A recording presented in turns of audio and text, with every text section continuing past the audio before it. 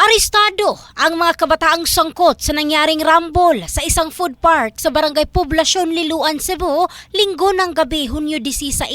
Sa report ng kapulisan, nangyari ang rambol alas 8:30 ng gabi. Sa videong ito makikita ang mga sinasabing kabataang sangkot sa gulo. Nabatid na nag-iinuman ang mga biktimang sina Adrian, Vincent, pawang mga 19 anyos at residente ng Purok Mangga 2, Barangay Hugan, Konsolasyon at ang isang ninyo, 23 anyos at residente ng Barangay Tayud, Liloan na pawang mga construction worker. Nang sumakay na sila sa kanilang motorsiklo dahil pauwi na sana, bigla na lang umano silang inatake ng more or less 20 kabataan. Pinagbabato sila ng mga ito, pinagsusuntok at hinampas ng tubo sa ulo dahilan upang matumba sila hanggang sa nakatakbo at nakatakas palayo. Dinala ang tatlong mga biktima sa ospital at kaagad naman na nagsagawa ng follow-up investigation ang Liloan Municipal Police Station. Alas 9 ng gabi, naaresto ang 9 na mga sospek at alas 11:30, voluntaryong isinuko ng ina ang isa sa mga sospek. Ang mga sospek ay nasa edad 16